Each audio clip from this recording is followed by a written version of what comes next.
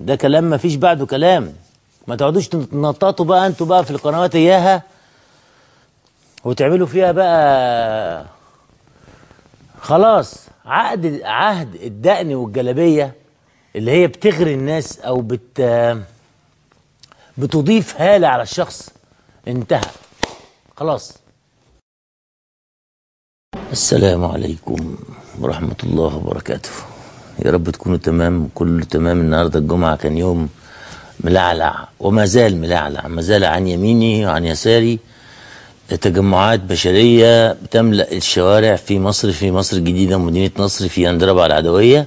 دي رابعة العدوية، مجموعة التيارات الإسلامية كلها.